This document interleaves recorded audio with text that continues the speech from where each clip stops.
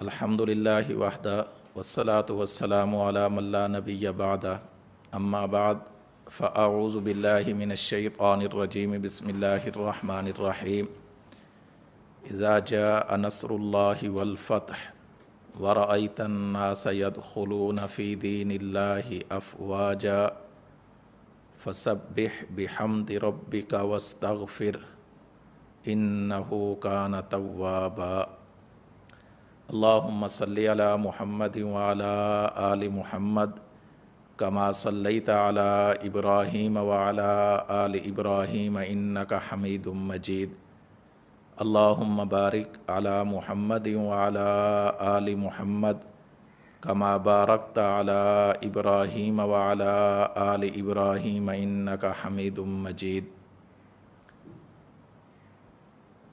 اللہ کے رسول صلی اللہ علیہ وسلم ہجرت کے چھٹے سال ذوالقعدہ کے مہینے میں مدینہ منورہ سے مکہ مکرمہ کی طرف عمرہ کی غرض سے روانہ ہوئے۔ آپ صلی اللہ علیہ وسلم کے ساتھ 1400 صحابہ کرام رضوان اللہ تعالی علیہم اجمعین ساتھ تھے۔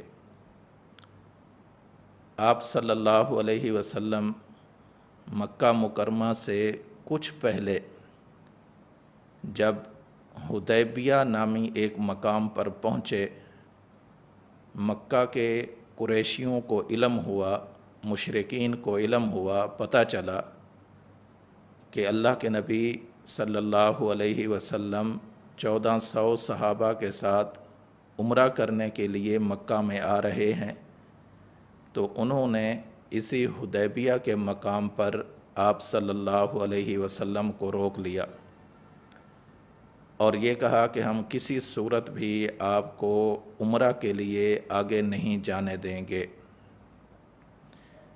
ادھر سے صحابہ کرام رضوان اللہ تعالی علیہم اجمعین عمرہ کی غرض سے چونکہ گھر سے نکلے تھے، ان کی شدید خواہش تھی کہ ہم عمرہ کریں۔ قریشیوں کا اصرار تھا کہ ہم عمرہ نہیں کرنے دیں گے۔ اس دوران قریب تھا کہ آپس میں لڑائی ہو جائے۔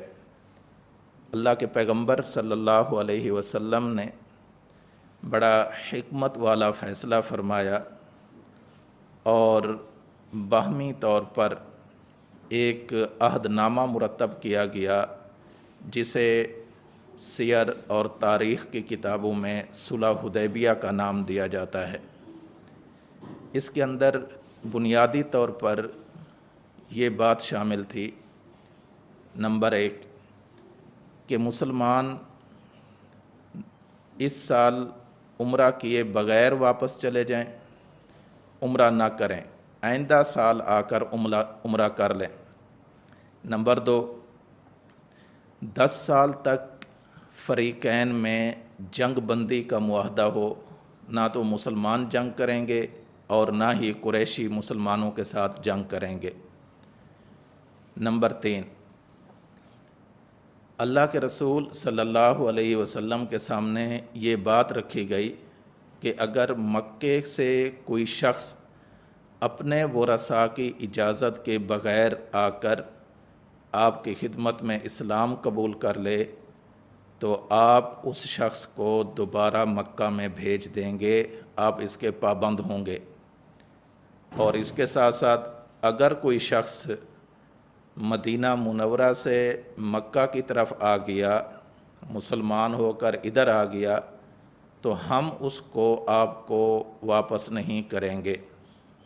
جب یہ شرطیں طے ہو رہی تھیں، اس میں ایک شرط یہ بھی تھی کہ اللہ کے پیغمبر صلی اللہ علیہ وسلم کے سامنے یہ بات رکھی گئی کہ آپ صلی اللہ علیہ وسلم یہاں پر مکہ کے اندر 3 دن ٹھہریں، لیکن اپنے ہتھیار اپنی نیاموں کے اندر بند۔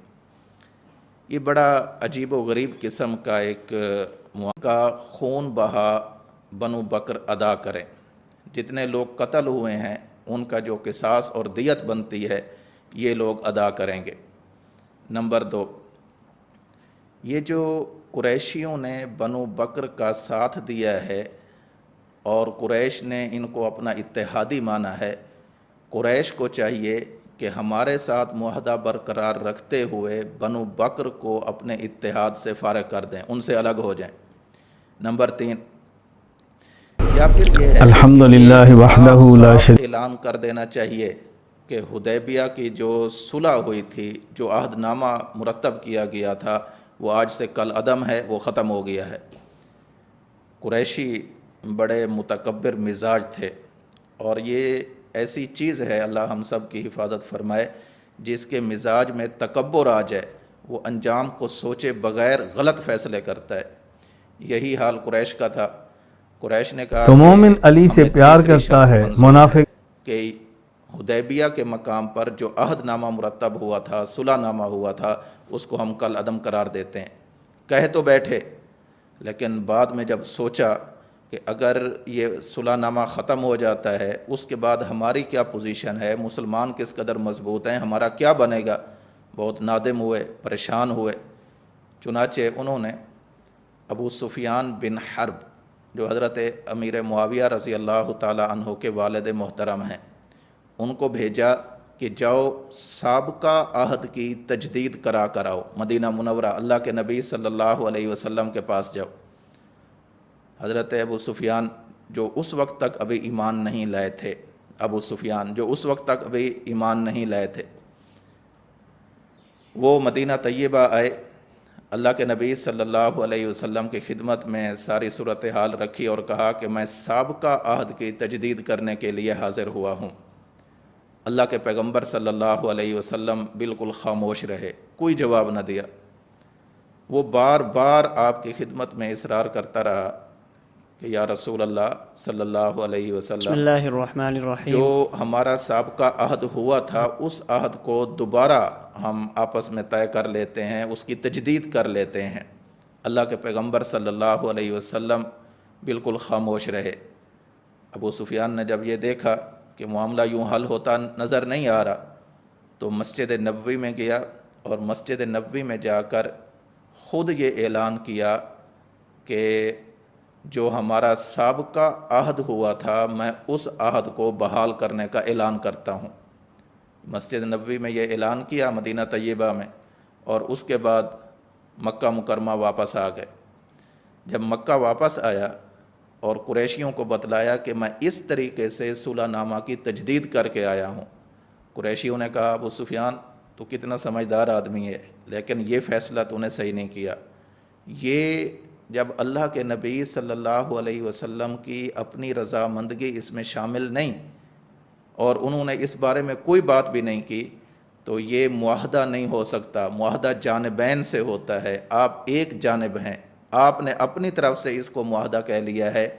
یہ نہ تو اس صلح کا سابقہ معاہدہ کی تجدید ہے اور نہ ہی جنگ ہے، لیکن چونکہ ہم نے یہ غلطی کی ہے کہ ہم نے بنو بکر کا ساتھ دے کر اللہ کے نبی صلی اللہ علیہ وسلم کے حلیف قبیلہ بنو خزاع کے لوگوں کو قتل کیا ہے، اب عین ممکن ہے کہ محمد صلی اللہ علیہ وسلم اس کا انتقام لینے کے لیے یہاں پر آئیں، لہٰذا جنگ کی تیاری شروع کرنی چاہیے۔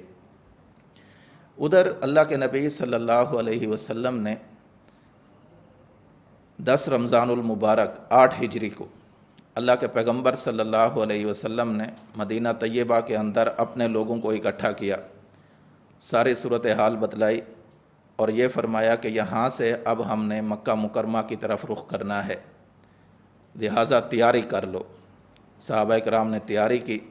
10,000 کا بہت بڑا لشکر اللہ کے رسول صلی اللہ علیہ وسلم کا ساتھ دینے کے لیے، صحابہ کرام کا، مہاجرین اور انصار کا، یہ اللہ کے نبی صلی اللہ علیہ وسلم کے ساتھ ہو گیا۔ آپ صلی اللہ علیہ وسلم نے جو اپنے اتحادی قبائل تھے ان کو بھی پیغام دینا شروع کیا کہ وہ لوگ بھی مکہ کی طرف چلیں، ہم وہاں جا کر اکٹھے ہو جائیں گے۔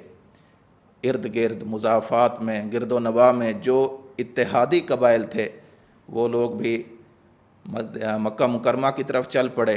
ادھر سے مدینہ طیبہ سے اللہ کے رسول صلی اللہ علیہ وسلم یہ لشکر لے کر مکہ مکرمہ کی طرف روانہ ہوئے۔ یہاں پر ایک بڑا عجیب معاملہ پیش آیا۔ وہ معاملہ کیا تھا؟ صحابی رسول ہیں حضرت حاطب بن ابی بلتع، حضرت حاطب بن ابی بلتع رضی اللہ تعالی عنہ۔ ان کے اہل و عیال ابھی تک مکہ کے اندر تھے، یہ ہجرت کر کے آ چکے تھے، لیکن ان کے اہل و عیال مکہ کے اندر تھے۔ انہوں نے ایک خط لکھا قریشیوں کے نام، اور اس خط کا مضمون کیا تھا، عنوان کیا تھا؟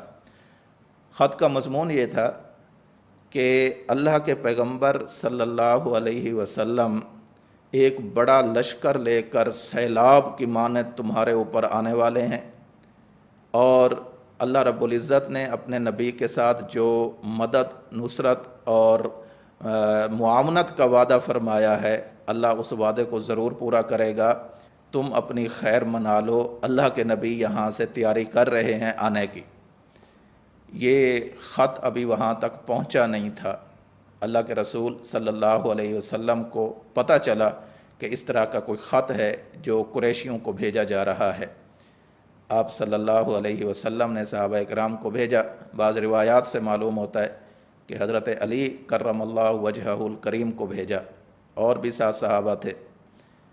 تو انہوں نے جا کر، جو لوگ جا رہے تھے اس وقت مکہ مکرمہ کی طرف، اس میں ایک عورت تھی، اس کے پاس یہ خط تھا۔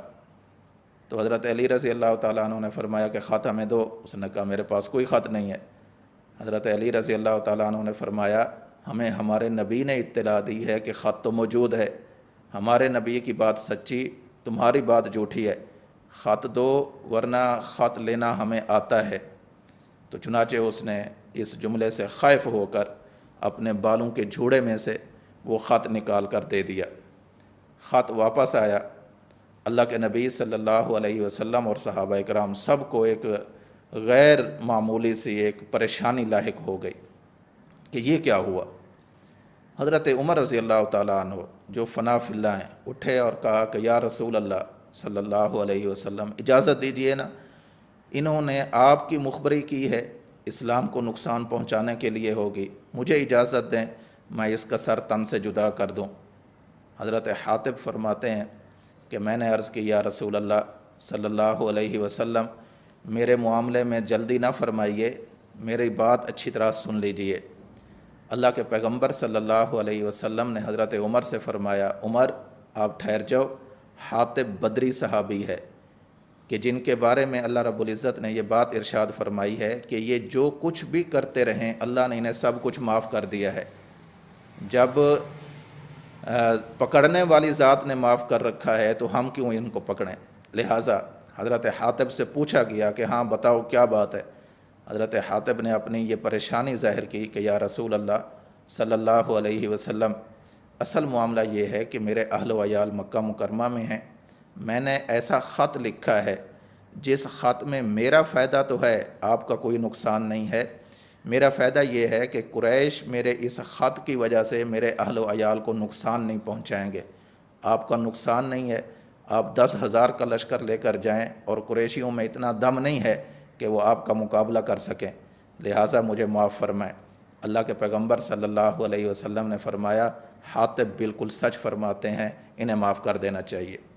خیر، اللہ کے رسول صلی اللہ علیہ وسلم یہاں سے چلے تو ذوالحلیفہ کے مقام پر حضرت عباس رضی اللہ تعالی عنہ مکہ مکرمہ سے مدینہ طیبہ کی طرف آ رہے تھے۔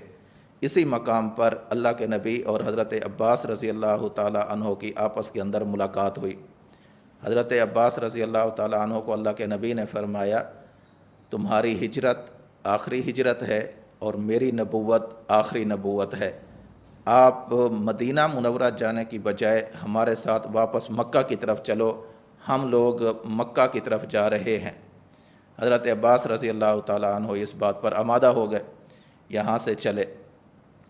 آگے ایک جگہ آتی ہے مقام ابوا، جب وہاں پر پہنچے تو حضرت ابو سفیان بن حارث بن عبد المطلب یہ حضرت نبی کریم صلی اللہ علیہ وسلم کے تایا زاد ہیں، تایا زاد ہیں، آپ کے تائے حضرت حارث کے بیٹے ہیں۔ رشتہ ایک یہ بھی ہے، دوسرا رشتہ آپ صلی اللہ علیہ وسلم کے ساتھ یہ بھی ہے کہ یہ آپ کے رضائی بھائی ہیں۔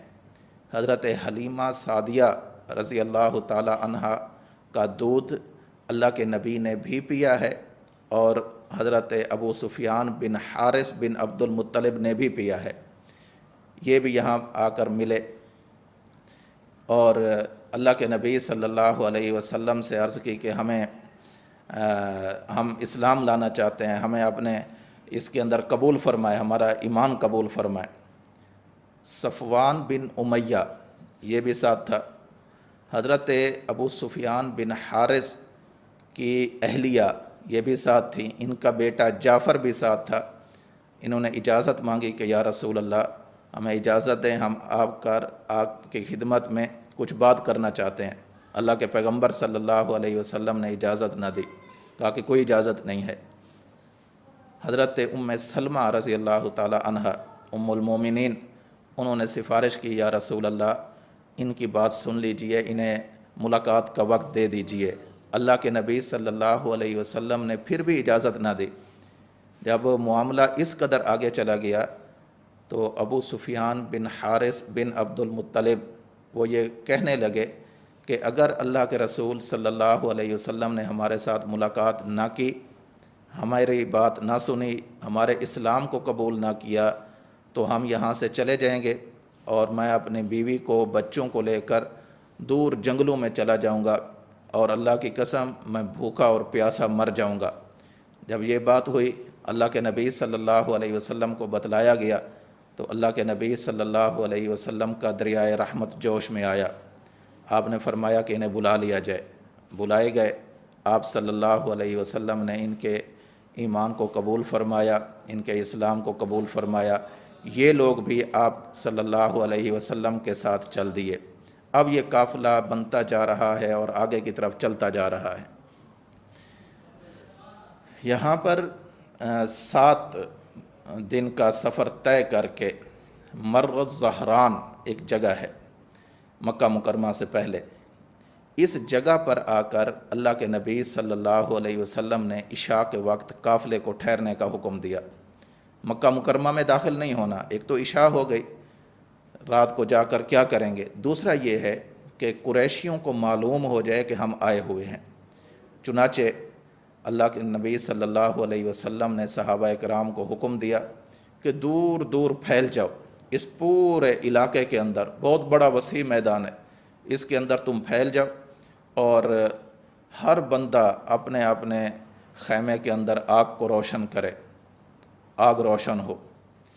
ادھر سے جب یہ معاملہ ہوا، قریشیوں کو علم ہوا کہ بالکل مر الزہران جو جگہ ہے وہاں سے روشنی ہی روشنی ہے، لگتا ہے کوئی بڑا قافلہ آیا ہوا ہے۔ قریشیوں نے ابو سفیان بن حرب جو حضرت امیر معاویہ رضی اللہ تعالیٰ عنہ کے والد محترم ہیں، ان کو بھیجا جاسوسی کے لیے کہ جاؤ پتہ لگاؤ کہ یہ کون لوگ ہیں اور کیا کرنے آ رہے ہیں۔ ابو سفیان اور ان کے ساتھ کچھ اور ساتھی تھے، یہ جاسوسی کی غرض سے اس مقام پر آئے۔ حضرت عباس رضی اللہ تعالیٰ عنہ فرماتے ہیں کہ میں نے دیکھا کہ ابو سفیان ہے، میں نے اس کی آواز کو بھانپ لیا، سمجھ لیا، جانچ لیا، مجھے پتہ چل گیا کہ یہ ابو سفیان ہے۔ میں ان کے پاس گیا، ابھی میں ان کے قریب پہنچا تھا تو کسی بندے نے ابو سفیان سے کہا یہ بنو خزاعہ کے لوگ ہیں جو بنو بکر سے بدلہ لینے کے لیے آئے ہوئے ہیں۔ ابو سفیان کہتا ہے کہ اتنا بڑا بنو خزاعہ کا قبیلہ نہیں ہو سکتا۔ آپ خود سوچیں، جہاں 10,000 صحابہ کرام نے اپنے اپنے خیموں کے اندر آگ روشن کر رکھی ہوگی، وہ کتنا بڑا قافلہ نظر آ رہا ہوگا۔ یہ جنگی حکمت عملی تھی۔ تو حضرت عباس رضی اللہ تعالیٰ عنہ فرماتے ہیں میں نے ابو سفیان کو دیکھ لیا کہ یہ ابو سفیان ہے۔ تو ابو سفیان سے میں نے کہا کہ کیسے آئے ہو؟ ابو سفیان نے بھی جب مجھے دیکھا تو وہ کہتے ہیں کہ میں یہ دیکھنے آیا ہوں کہ یہ کون لوگ ہیں۔ حضرت عباس فرماتے ہیں کہ ابو سفیان، یہ اللہ کے نبی صلی اللہ علیہ وسلم اپنا لشکر لے کر آئے ہیں جو مکہ کے اندر داخل ہوگا۔ تو ابو سفیان گھبرائے، کہتے ہیں کہ اتنا بڑا لشکر، پھر پورا قریش، یہ تو کچھ بھی سامنے مقابلہ نہیں کر سکیں گے، قریشیوں میں اتنا دم خم نہیں ہے کہ اتنے بڑے لشکر جرار کا، اتنے بڑے عظیم لشکر کا مقابلہ کریں۔ عباس مجھے کوئی رائے دو، میں اب کیا کروں؟ حضرت عباس فرماتے ہیں کہ میں نے ابو سفیان سے کہا آپ ایسا کرو، میرے ساتھ چلو، میں آپ کو اللہ کے نبی صلی اللہ علیہ وسلم کی مجلس میں لے جاتا ہوں، وہاں جا کر امان طلب کرو، آپ کو جب امان دے دی جائے گی اس کے بعد جو بھی فیصلہ ہو آپ خود کر لینا۔ اچھا، جب حضرت عباس رضی اللہ تعالیٰ عنہ ابو سفیان کو لے کر اللہ کے نبی صلی اللہ علیہ وسلم کی خدمت میں آ رہے تھے، حضرت عمر رضی اللہ تعالیٰ عنہ کی پھر نگاہ پڑ گئی۔ حضرت عمر تو فنا فی اللہ تھے، فرمانے لگے کہ ابو سفیان آج بغیر کسی معاہدہ کے قابو میں آ گیا ہے، آج یہ بچ کر نہیں جائے گا۔ لیکن حضرت عباس رضی اللہ تعالیٰ عنہ نے ابو سفیان کو تیزی کے ساتھ، جلدی کے ساتھ اللہ کے نبی صلی اللہ علیہ وسلم کی مجلس میں حاضر کیا۔ پیچھے سے حضرت عمر بھی پہنچ گئے۔ تو ابو سفیان نے کہا اے محمد صلی اللہ علیہ وسلم مجھے امان دیجئے۔ اللہ کے نبی صلی اللہ علیہ وسلم نے فرمایا کہ آپ کو امان ہے۔ امان کا مطلب کہ آپ، ہمارا کوئی بندہ آپ پر ہاتھ نہیں اٹھائے گا، یہ امیر لشکر کی طرف سے آپ کو امان مل چکی ہے۔ یہ رات انہوں نے اسی امان کے اندر گزاری۔ صبح ہوئی، اللہ کے نبی صلی اللہ علیہ وسلم کے اخلاق کریمانہ سے متاثر ہو کر کہ اگر چاہتے تو مجھے فوراً مار بھی سکتے تھے، لیکن مجھے امان بخشی ہے، فوراً آئے اور اللہ کے رسول صلی اللہ علیہ وسلم کی خدمت میں آ کر اسلام قبول کر لیا۔ اس وقت یہ ابو سفیان سے حضرت ابو سفیان رضی اللہ تعالیٰ عنہ بن گئے۔ اب حضرت عباس رضی اللہ تعالیٰ عنہ نے اللہ کے نبی صلی اللہ علیہ وسلم سے عرض کیا کہ یا رسول اللہ صلی اللہ علیہ وسلم، ابو سفیان قریشیوں کا سردار ہے، سردار لوگ فخر کو پسند کرتے ہیں، ان کے لیے کوئی قابل فخر اعلان فرما دیں تاکہ جب یہ قریشیوں میں واپس جائیں تو ان کا سینہ بڑا ہو جائے کہ مجھے اللہ کے رسول صلی اللہ علیہ وسلم نے کوئی اعزاز بخشا ہے۔ آپ صلی اللہ علیہ وسلم نے فرمایا من دخل دار ابی سفیان فہو آمن، جو بندہ حضرت ابو سفیان رضی اللہ تعالیٰ عنہ کے گھر کے اندر داخل ہو جائے گا فہو آمن، اسے امان دی جاتی ہے۔ اس موقع پر اور بھی بہت ساری چیزیں اللہ کے نبی صلی اللہ علیہ وسلم نے ذکر کی جن سے امان ملتی ہے۔ مثلا اللہ کے نبی صلی اللہ علیہ وسلم نے فرمایا من کف یدہ و اغلق بابہ فہو آمن، جو بندہ اپنے ہاتھ کو روک لے، لڑائی نہ کرے ہمارے ساتھ، اغلق بابہ، اپنے دروازے بند کر کے بیٹھ جائے، فہو آمن، انہیں بھی امان دی جاتی ہے۔ من دخل المسجد فہو آمن، جو بندہ مسجد میں داخل ہو جائے اسے بھی امان ہے۔ اللہ کے پیغمبر صلی اللہ علیہ وسلم نے ارشاد فرمایا من دخل دار حکیم ابن حزام فہو آمن، کہ جو بندہ حکیم بن حزام کے گھر کے اندر داخل ہو جائے اس بندے کو بھی امان دی جاتی ہے۔ من القا سلاحہ فہو آمن، جو بندہ اسلحہ اتار کر رکھ دے اسے بھی امان بخشی جاتی ہے۔ اللہ کے نبی صلی اللہ علیہ وسلم نے ارشاد فرمایا من دخل تحت لواء ابی رویحہ فہو آمن، جو ابو رویحہ کے جھنڈے تلے آ جائے اسے بھی امان بخشی جاتی ہے۔ امان دینے کے اتنے طریقے اللہ کے نبی صلی اللہ علیہ وسلم نے اس وقت ذکر فرمائے، شاید کوئی محروم القسمت شخص ہو کہ ان طریقوں میں سے، ان موقعوں میں سے کسی موقع کے اندر جا کر امان نہ پا سکتا ہو۔ اللہ کے نبی صلی اللہ علیہ وسلم نے یہ ساری چیزیں صحابہ کرام کو دی۔ ادھر سے حضرت سعد بن عبادہ انصاری رضی اللہ تعالیٰ عنہ کو اللہ کے نبی صلی اللہ علیہ وسلم نے اسلام کا پرچم دیا اور فرمایا کہ قدئی کے مقام سے آپ اس لشکر کو لے کر مکہ کے اندر داخل ہوں۔ حضرت سعد بن عبادہ انصاری رضی اللہ تعالیٰ عنہ، ان کے ہاتھ میں جھنڈا ہے اور پیچھے پورا 10,000 کا لشکر ہے، آگے آگے یہ جا رہے ہیں اور جاتے ہوئے یہ اشعار پڑھے الیوم یوم الملحمہ، الیوم تستحل الحرمہ کہ آج تو لڑائی کا دن ہے، آج تو بیت اللہ کی حرمت کو بھی چند لمحوں کے لیے حلال کر دیا جائے گا۔ مطلب یہ تھا کہ اگر کسی نے بیت اللہ کے اندر جا کر بھی امان پا لی تو اسے بھی امان نہیں ملے گی، بلکہ اسے وہاں پر قتل کر دیا جائے گا۔ اللہ کے نبی صلی اللہ علیہ وسلم کو جب حضرت سعد بن عبادہ انصاری رضی اللہ تعالیٰ عنہ کی اس بات کا علم ہوا، آپ نے حضرت علی رضی اللہ تعالیٰ عنہ کو بھیجا اور فرمایا کہ سعد بن عبادہ انصاری سے جھنڈا واپس لے لو اور میری طرف سے یہ اعلان کرو، الیوم یوم المرحمہ، آج معافی کا دن ہے، آج اللہ کی رحمت کا دن ہے، آج وما ارسلناک الا رحمۃ للعالمین کی جانب سے معافی کا دن ہے، آج کسی پر کوئی ظلم نہیں ہوگا۔ چنانچہ حضرت علی رضی اللہ تعالیٰ عنہ گئے، حضرت سعد بن عبادہ انصاری رضی اللہ تعالیٰ عنہ سے جھنڈا واپس لیا اور اللہ کے نبی صلی اللہ علیہ وسلم کی طرف سے یہ اعلان بھی فرمایا۔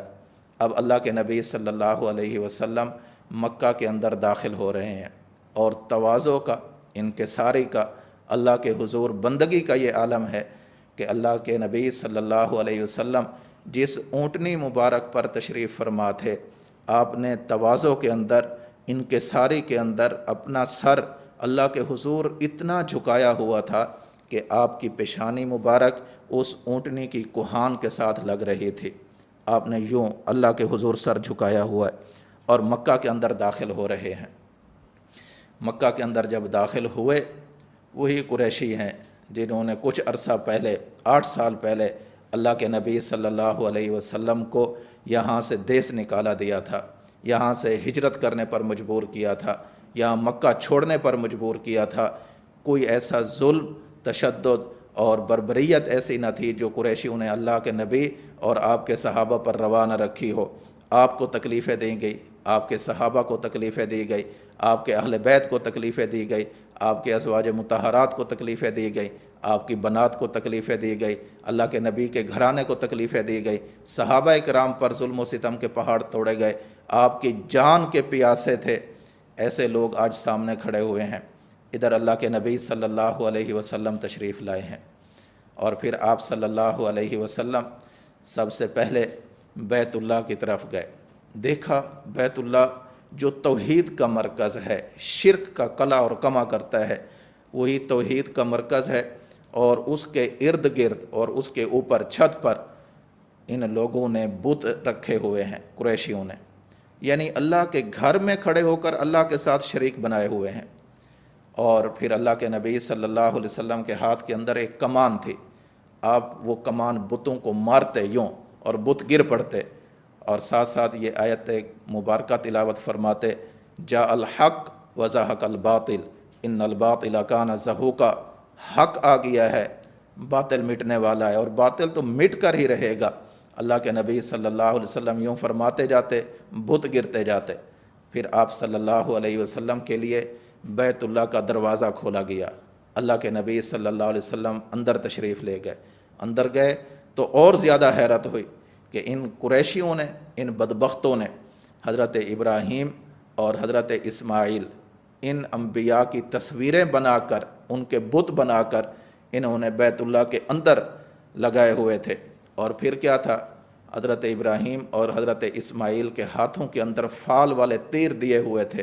اللہ کے نبی نے فرمایا، اللہ لعنت کرے مشرکین پر کہ انہوں نے انبیاء کی طرف وہ باتیں منسوب کی ہیں جن کا انبیاء سے تصور بھی نہیں ہو سکتا۔ چنانچہ وہ تصویریں مٹا دی گئیں۔ پھر دیکھا دوسری طرف ملائکہ کی تصویریں بنائی ہوئی ہیں۔ اللہ کے نبی صلی اللہ علیہ وسلم نے پھر وہی بات ارشاد فرمائی اور فرمایا، ملائکہ نہ مرد ہیں نہ عورتیں ہیں، ان ظالموں نے کیسے ان کی تصویریں بنا کر رکھی ہوئی ہیں۔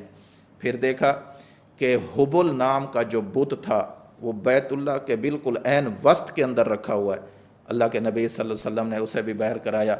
پورے بیت اللہ اور اس کے ارد گرد جتنے بت رکھے ہوئے تھے وہ سارے بت ہٹوا دیے، اندر جو تصویریں وغیرہ بنی ہوئی تھیں وہ ساری تصویریں ختم کرا دی، اور اس کے بعد اللہ کے نبی صلی اللہ علیہ وسلم نے حکم دیا کہ بیت اللہ کو زمزم کے ساتھ دھویا جائے۔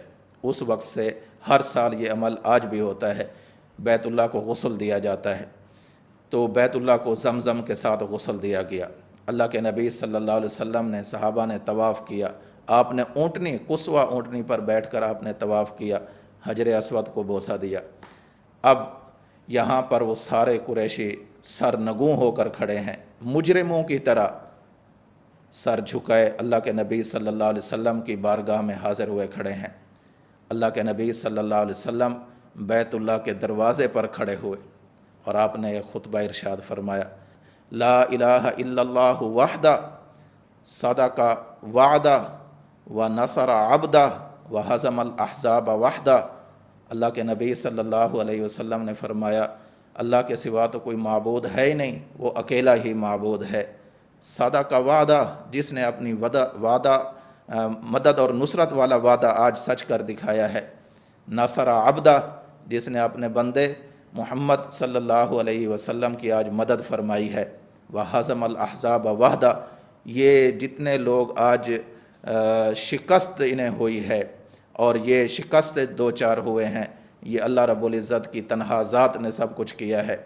پھر اللہ کے نبی صلی اللہ علیہ وسلم نے ان قریشیوں کو خطاب فرمایا، آپ نے فرمایا، ماذا ترون انی فاعل بکم، قریشیوں آج بتاؤ کیا خیال ہے، میں تمہارے ساتھ کیا کرنے والا ہوں۔ قریشی تھے، سمجھدار تھے، انہیں پتہ تھا کہ جتنا بھی اللہ کے نبی صلی اللہ علیہ وسلم سے معافی مانگی جائے یہ ذات خوش ہوتی ہے، جتنے بھی اللہ کے نبی صلی اللہ علیہ وسلم کے سامنے آ کر امان لی جائے اللہ کے نبی خوش ہوتے ہیں۔ اور پھر اللہ کے نبی کی تو ساری زندگی کی تعلیم ہی محبت کی تھی، رواداری کی تھی، آپس میں پیار اور محبت کی تھی۔ کہنے لگے، آپ تو کریم ہیں، کریم کے بیٹے ہیں، آپ تو کریم ہیں، ہمارے بھائی ہیں۔ کریم کا مطلب کیا؟ کہ جو مستحق کے سزا کو معاف کر کے نواز دے اسے کریم کہتے ہیں۔ معنی یہ ہے کہ یعنی ہمارے جرم تو اس قابل ہیں اے اللہ کے رسول کہ اگر آپ ہمیں ہمارے جرم کے مطابق سزا دینا چاہیں تو کوئی قریشی زندہ نہیں بچنا چاہیے، لیکن ہم آپ سے کرم کی امید لے کر آئے ہیں، آپ کریم ذات ہیں، یعنی ہم مستحق کے سزا تو ہیں لیکن ہمیں سزا دینے کی بجائے آپ ہمیں معاف کر دیں گے۔ اللہ کے نبی صلی اللہ علیہ وسلم نے جب یہ باتیں سنیں تو اللہ کے نبی نے فرمایا، اذهبوا فانتم الطلقاء، جاؤ تم سب آزاد ہو۔ اور یہ بات مزید ارشاد فرمائی کہ آج میں تمہارے ساتھ وہی معاملہ کروں گا جو میرے بھائی یوسف نے اپنے بھائیوں کے ساتھ کیا تھا۔ میرے بھائی یوسف نے اپنے بھائیوں کو کہا تھا، لا تثریب علیکم الیوم یغفر اللہ لکم، آج کے دن تمہارے اوپر کسی طرح کی کوئی سختی نہیں ہے، اللہ تمہاری مغفرت فرمائے۔ میں بھی کہتا ہوں، لا تثریب علیکم الیوم یغفر اللہ لکم، آج کے دن تمہارے اوپر کوئی ظلم نہیں، کوئی تشدد نہیں، کوئی انتقام نہیں، کوئی بدلہ نہیں، کچھ نہیں، بلکہ اللہ تمہاری مغفرت فرمائے۔ قریشی اللہ کے نبی صلی اللہ علیہ وسلم کا یہ برتاؤ دیکھ کر کہ اگر چاہتے 10,000 کا لشکر لے کر آئے ہیں، اگر چاہیں تو ہمیں یوں پیس ڈالیں جیسے چکی میں دانہ پیس ڈالا جاتا ہے، اگر چاہیں تو ہمارا بوٹی بوٹی کر ڈالیں، اگر چاہیں ہمیں بے گھر کر دیں، اگر چاہیں ہمارے بچوں کو یتیم کر دیں، اگر چاہیں ہماری عورتوں کو بیوہ کر دیں، لیکن اللہ کے نبی صلی اللہ علیہ وسلم اپنے اختیار کے باوجود بھی آج ہمیں معاف کر رہے ہیں۔ اللہ کے نبی صلی اللہ علیہ وسلم کا یہ برتاؤ دیکھ کر ان لوگوں نے، اکثر نے اللہ کے نبی صلی اللہ علیہ وسلم پر اسلام لے آئے، ایمان لے آئے اور اسلام قبول کر لیا۔ اس موقع پر اللہ کے نبی صلی اللہ علیہ وسلم نے فرمایا کہ سب کو امان ہے۔ میں نے جیسے پہلے عرض کیا، ایسے مواقع ذکر کیے کہ فلاں فلاں جگہ پر ہو گئے تو امن والے ہو، لیکن چند ایسے لوگ ہیں اللہ کے نبی نے فرمایا کہ یہ لوگ معافی سے مستثنیٰ ہیں، انہیں کوئی معافی نہیں ہے۔ ان میں ہیں اکرمہ بن ابی جہل، ابو جہل کا بیٹا اکرمہ۔ اللہ کے نبی صلی اللہ علیہ وسلم نے فرمایا اکرمہ کو معافی نہیں ہے۔ اکرمہ کو پتہ چلا کہ آج میرے بارے میں یہ حکم دیا گیا ہے، استثنائی حکم دیا گیا ہے، باقی سب کو امن مل رہا ہے، مجھے امن نہیں مل رہا۔ اکرمہ یہاں سے بھاگے اور دور پہاڑوں میں چلے گئے۔ ان کی جو بیوی ہیں وہ اللہ کے نبی صلی اللہ علیہ وسلم کی خدمت میں آئیں، آ کر عرض کی، یا رسول اللہ صلی اللہ علیہ وسلم، آپ تو احلم الناس ہیں، آپ تو سب سے زیادہ حلم والے، حوصلے والے ہیں، یا رسول اللہ صلی اللہ علیہ وسلم ہمیں امان دیجیے نا۔ اللہ کے نبی صلی اللہ علیہ وسلم نے انہیں امان دے دی۔ یہ گئی اور اپنے شوہر کو تلاش کرتی کرتی اس کے پاس، اکرمہ کے پاس پہنچی، آ کر عرض کی کہ میں اس شخصیت سے ہو کر آ رہی ہوں جو شخصیت معاف کرنے والی ہے، میں تیری بھی امان طلب کر کے آئی ہوں، میرے ساتھ چلو اور آج محمد صلی اللہ علیہ وسلم کے دامن رحمت میں ہم آ جاتے ہیں۔ چنانچہ اکرمہ آ گئے، اللہ کے نبی صلی اللہ علیہ وسلم نے ان کے اسلام کو قبول فرمایا، اور یہ اکرمہ بن ابی جہل سے حضرت اکرمہ رضی اللہ تعالی عنہ بن گئے۔ دوسرے ہیں عبداللہ بن ابی سرح، ان کے بارے میں بھی حکم تھا کہ یہ جہاں ملیں قتل کر دیے جائیں، لیکن ان کا بھی درمیان میں واسطہ بنا اور اللہ کے نبی صلی اللہ علیہ وسلم نے ان کو معاف کر دیا۔ تیسرے ہیں عبداللہ بن زبارہ، یہ بھی مسلمانوں کے سخت دشمن ہوتے تھے، نفرتوں کے اشعار پڑھا کرتے تھے اور بہت کچھ کہا کرتے تھے۔ اللہ کے نبی صلی اللہ علیہ وسلم نے ان کو بھی معاف کر دیا۔ حضرت وحشی بن حرب، جو اس وقت تک ابھی مسلمان نہیں ہوئے تھے، ان کے بارے میں بھی حکم تھا کہ یہ جہاں بھی ملے انہیں قتل کر دیا جائے، ان کے لیے کوئی امان نہیں ہے۔ پھر درمیان میں سارے وسائط اور وسیلے ذکر کر کے اللہ کے نبی صلی اللہ علیہ وسلم کی خدمت میں ان کے لیے درخواست کی گئی کہ وحشی اسلام قبول کرنا چاہتا ہے، اے اللہ کے رسول اس کے اسلام کو قبول فرما لیں۔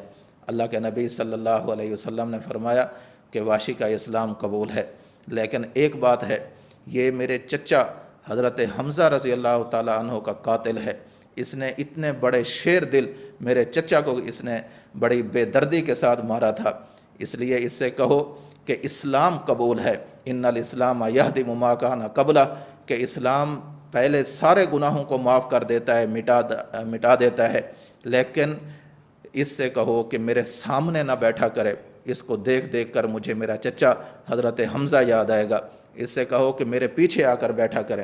حضرت وحشی رضی اللہ تعالیٰ عنہ کے دل پر آپ سوچئے کیا گزرتی ہوگی کہ سارے صحابہ اللہ کے نبی کے سامنے بیٹھ کر اللہ کے نبی کا دیدار کر رہے ہیں، حضرت وحشی اللہ کے نبی کی پشت کی جانب بیٹھا کرتے تھے۔